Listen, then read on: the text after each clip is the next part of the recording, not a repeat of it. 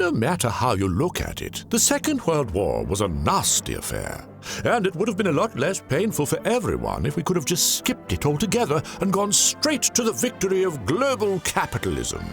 Aye, if only Adam Smith could see us now. But there were some among the German camp who, well, they wouldn't take a hint, even after Herr Hitler performed what many would argue to be his only redeeming act, killing Hitler. That happened on the 30th of April, which is also, coincidentally, International Jazz Day, leaving what was left of Nazi Germany in the hands of Admiral Dönitz. He would sign Germany's unconditional surrender on the 8th of May, while simultaneously organizing the largest naval evacuation in history, though that's a different topic. Now, at the time of the surrender, German control in Europe looked more or less like this. Certainly a fair bit of land, though ironically almost none in Germany itself. Today we'll learn who these die-hard stragglers were and when they surrendered. Oh, and you'll also get to hear about our dear friends over at Blinkist, but more about them at the end. Let's start from the west, on the Atlantic shores of France. As we all know, the Germans conquered France in June 1940, after a less than glamorous 6-week campaign. They took control of France's Atlantic ports with the intent of using them as forward operating bases for their U-boat fleet. Now, these ports were respectable in their own right, but over the next 3 years, the Germans would build them up into impenetrable citadels, each fielding a garrison of at least 20,000 men. Fast forwarding to 1944, when D-Day rolled around and the Allies swept through the French countryside, they had to figure out what to do with all these German strongholds in their rear, so to speak. Storming them would be a bloody affair, while bombing them would result in immense collateral damage to the nearby towns and their civilian populations. So the Allies decided to simply surround them and do nothing. It wasn't all that bad of a plan. The garrisons didn't really have the resources to stage a major breakout, and where would they be breaking out to, anyway? While the besiegers would just have to sit tight and keep an eye out, which was about as low risk of an assignment as one could get on the Western Front. The strategy worked. For once, Germany capitulated. The garrisons followed suit a few days later, happy to make it out with their lives, and at least some German soldiers in Lorient marked the occasion with a volleyball match. Going a bit to the northeast, we'll find the Channel Islands, the only part of the British Empire proper to be occupied by the Germans.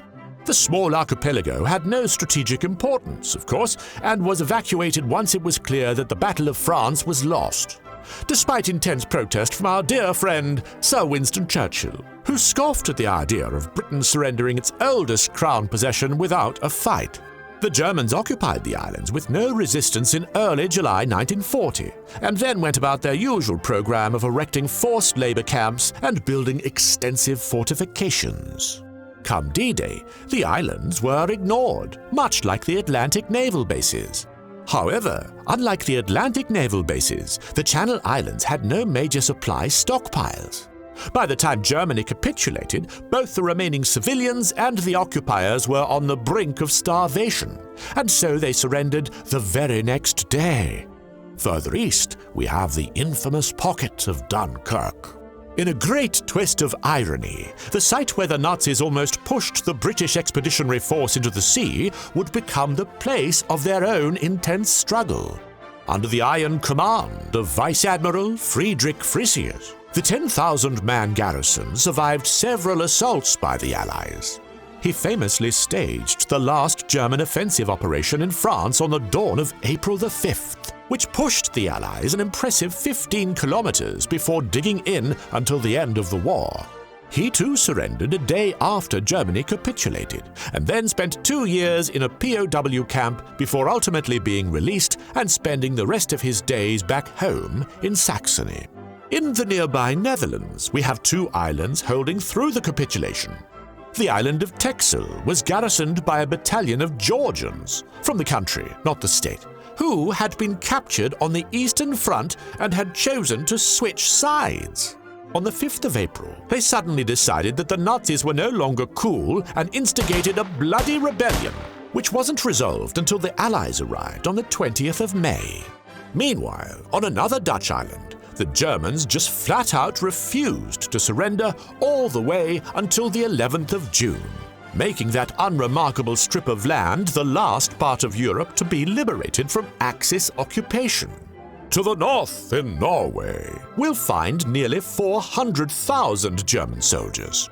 Originally stationed to cover Germany's northern flank, by May 1945 they were surely counting their blessings that they weren't fighting on the Eastern Front. Many soldiers had an almost peacetime attitude, taking Sundays off, which made some sense. After all, Norway at the time had a population of barely 3 million, so the Germans had effectively total control over it. There was some fear that the Nazis would try to bunker down in Norway, but luckily they laid down their arms and fully surrendered on the 11th of May. On the nearby Danish island of Bornholm, the 10,000-strong German garrison initially refused to surrender to the Soviets and endured a fierce bombing campaign before giving up on the 9th of May. The Soviets were also having a field day in Latvia, where 200,000 German and Latvians were encircled, even after Admiral Dönitz's miracle evacuations. They surrendered on the 10th of May and received the classic Soviet treatment of mass deportations to forced labor camps in wonderful Siberia.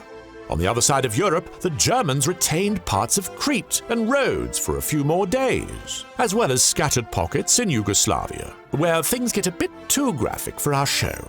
Parts of Austria and Czechia were also yet to be captured by the advancing Soviets. And of course, we have Berlin itself, where fighting continued until the 9th of May. Beyond these territories were numerous German soldiers scattered across the world. The last active U-boat, for example, fled to Argentina, providing absolutely no fuel for conspiracy theories, and only surrendered on the 17th of August. The very last German troops to give up their arms were stranded on the frigid Norwegian island of Svalbard, where they were tasked with establishing a secret weather station. They only got the chance to surrender on the 6th of September, when they were rescued by a crew of Norwegian seal hunters. Of course, this is just one of the thousands of stories you can find neatly retold by our good friends over at Blinkist. Thanks to the Blinkist app, you can subsume vast quantities of knowledge in delicious bite-sized 15-minute chunks. I myself have been reading up on the Second World War, especially the daring Allied airman rescue from Yugoslavia, which I may or may not cover here in the future. The Blinkist library itself contains over 5,500 non-fiction titles in topics like history, science, and culture. And they also have a wonderful audio experience for when you're walking your dog or tending to your ornamental bonsai tree. They also recently released a new feature called Blinkist Spaces, where you can share your favorite titles with your friends and loved ones, even if they don't have a subscription. And here's the best part. As a special courtesy to SideQuest viewers, Blinkist are offering a 7-day free trial and 25% off their annual premium subscriptions if you go to blinkist.com/SideQuest or visit the link in the description. Of course, we'd be remiss to forget thanking our loyal supporters on Patreon. It is through your grace that we can continue exploring the fascinating side quests of world history. Thank you, my friends, for watching, and stay tuned for the next belatedly submissive episode of SideQuest.